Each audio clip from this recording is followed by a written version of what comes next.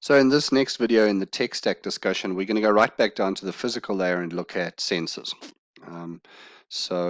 There are different types of sensors. There's four rough different types. So the first is chip-based sensors, which are single chip bases. So in this case, the chip's job is to connect to a reader and send a signal back and forth. So you get different types. You get radio-based ones, RFID, you get Bluetooth and NFC. We will unpack each of these.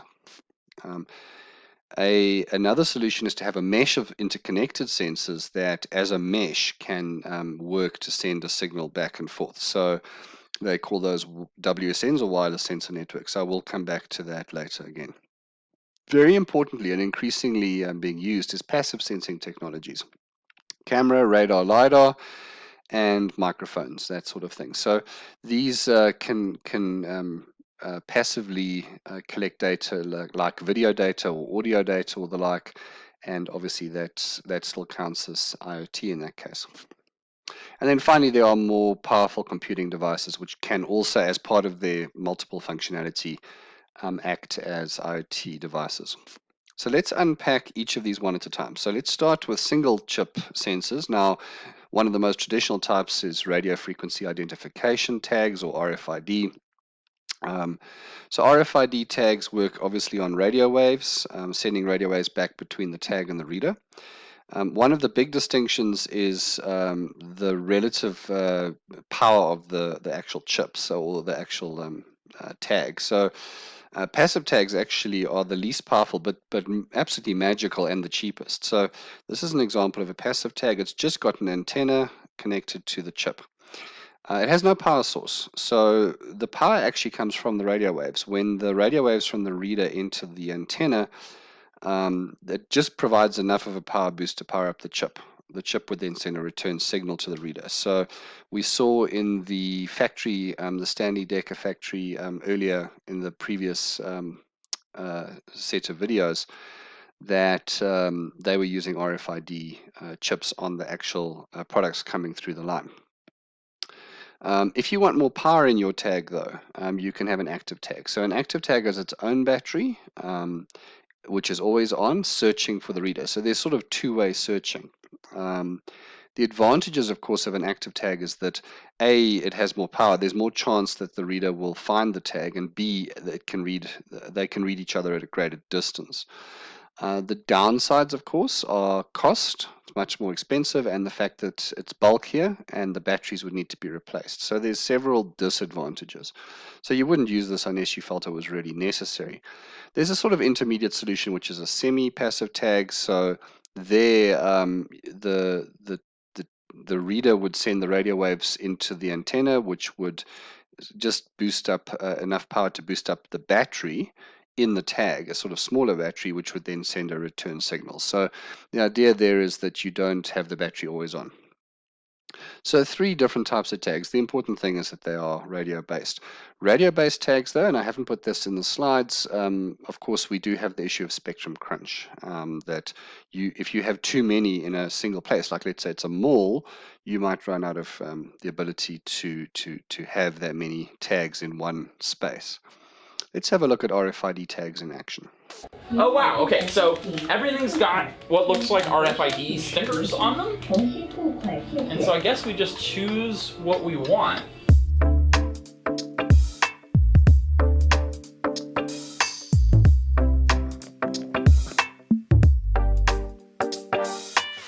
I'm gonna get, oh, you can buy a Budweiser in here. No age restrictions in China.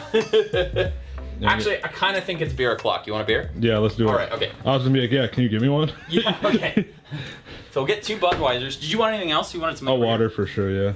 Looks like there's an RFID reader here. So we put this stuff here.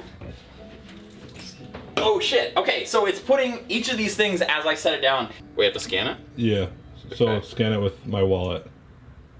Oh yeah. Scan. And then buy? Yep.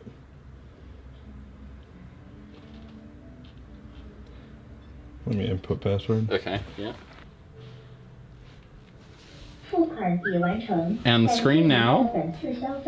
I'm sure that's saying thank you for your purchase.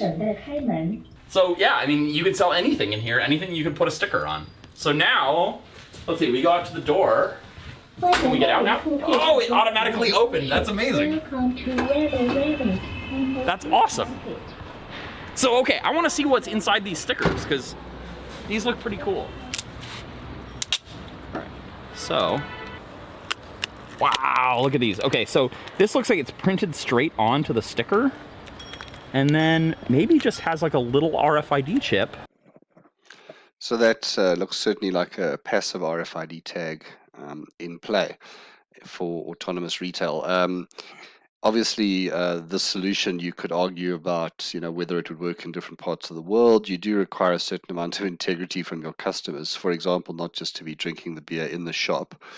But anyway, it's an interesting solution. It does just demonstrate also how cheap RFID tags can be. These are probably just a few American cents in equivalents. And sort of how elegant the solutions can get. Now, of course, RFID is not the only solution, so we may wish to deploy different types of solutions. Another option is Bluetooth. So Bluetooth solutions, Bluetooth solutions are well known, of course, to consumers because they're very well suited to connect to devices, to smartphones. So the Bluetooth type of tag is now often used when it is based on consumer IoT. With the intention that it connects to the smartphone as the reader.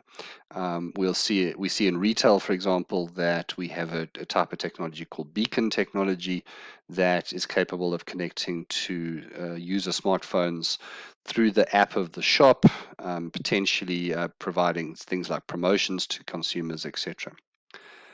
The third type, which is actually really interesting, is NFC. Now, NFC is near field communication. I'm a big fan of NFC. It's designed for close contact between the tag and the reader. So most of you have probably got NFC, if not in your phones, because some phones certainly have it, but certainly many of you will now have it in tap credit cards that can just tap on the reader. Or other types of things. Some transport services are using them, that sort of thing. The big advantage of NFC is that because you really have to have the chip close to the reader, it provides a certain level of security. It's very hard to read NFC at any kind of distance. It is possible to read an NFC chip from a couple of meters with a very big reader. So we have had people walking through shopping malls with, let's say, suitcase-size readers, trying to suck credit card taps out of people's pockets. And so if you see someone in a shopping mall with what looks like a suitcase, maybe take a wide berth. But it's quite difficult. So this provides that advantage that you've got increased security, and you've also got, of course, less issues with spectrum crunch. NFC, by the way, is based on a very high frequency radio, RFID. Essentially, it's a form of RFID. It's providing a lot of functionality in IoT, but of course, the downside, you have to be very close. So it has to suit a specific purpose. Now let's talk to WSNs. I'm not going to read through everything on the screen, but essentially the concept with WSNs is that it's an interconnected mesh of sensors that, as a single mesh, then connects through a node to the rest of your system. Examples here would be in cold chain logistics. You may have sensors throughout a cold unit, let's say a cold for a freezer truck. You don't want one sensor out there because it's no good to know that the temperature's already fallen so low. You need sensors all the way through the truck to know that a specific corner has started to frost up or whatever. Another very interesting example is the wings of a modern day aircraft can have up to 10,000 sensors just in the wings. Now, those are sensors looking for undue vibrations or breakages or in the wing or whatever, cracks, that kind of thing. Those sensors, it's not that each one is then connecting individually to a gateway. It's a mesh of sensors that have a single connection through to the onboard computer, and they are simultaneously and collectively looking for trouble in the wings. So that's WSNs. You can have more complex WSNs. So, I'm not going to read through the slides. You can have a look through it in the notes. You can have more complex ones like a interconnected set of health devices on a person that is looking at various different health things throughout the body, and as a collective are reporting back um, to the computing capability. We did say that the third type is passive sensing technologies, so cameras, radar, lidar, microphones. I mean, cameras really are one of the leading tech. So physical chips may not be ideal. For example, you may not want people taking physical chips away with them. Passive monitoring would be more acceptable or process friendly in some cases. For example, in many cases, people might not want to be chipped. And automatic camera footage analysis is increasingly advancing with use of AI. So AI, as you would have seen in the cloud lecture, if you've done it on this course, can use AI to really analyze and understand what a camera is looking at. So people tracking and identification, for example, things like smart security cameras, product tracking in retail, for example. We'll have a look now at an example with Amazon, things like vehicle identification. So let's have one look at an example that involves camera tech and IoT. 4 years ago, we started to wonder, what would shopping look like if you could walk into a store, grab what you want, and just go? What if we could weave the most advanced machine learning, computer vision, and AI into the very fabric of a store so you never have to wait in line? No lines, no checkouts, no registers. Welcome to Amazon Go. Use the Amazon Go app to enter. Then put away your phone and start shopping.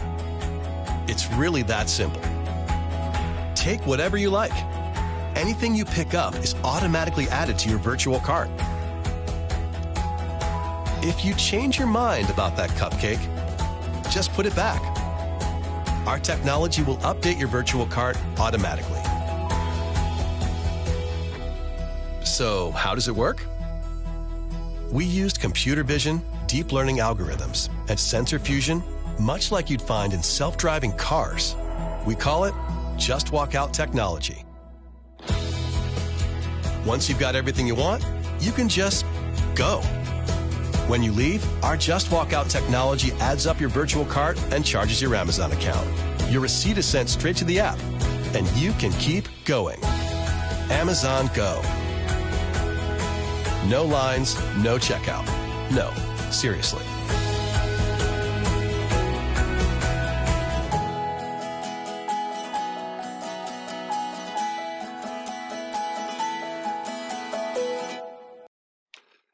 So it's a very interesting.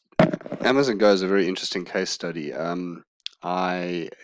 Amazon haven't been completely forthcoming with it, and in fact, they didn't launch in early 2017 or September 2017. They had to delay it. It's a big problem because instead of just having, let's say, RFID tags on everything like in the Chinese store, they've decided to rather go with cameras that predominantly that can tell what product you're picking up using computer vision.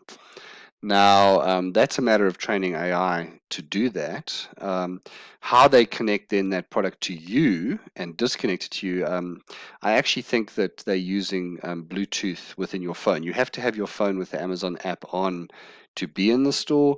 And I suspect that they then create, if you like, a virtual bubble that's connecting, where the cameras can see your bubble and that the product's entering your bubble, if that makes sense to you. So it's a combination, I think, of Bluetooth in the phone being met with where the products are effectively going. The final type of sensors, more powerful computing devices. So one example is the Arduino Uno, which is an open source circuit board that is programmable. You can program it just by plugging it into your computer with a USB cable.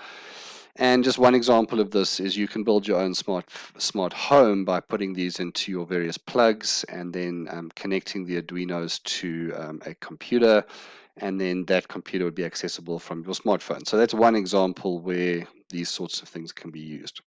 A very popular, even more powerful device, the Raspberry Pi, is essentially just a small computer. I mean, Raspberry Pis have the ability to have operating systems, connect to mice and and screens and stuff. And they are more powerful. Where they would come into IoT, these devices, that they're capable of reading electronic signals as well as controlling electronic and processes like appliances. So they can be used in various ways, but they are way more expensive than a typical chip.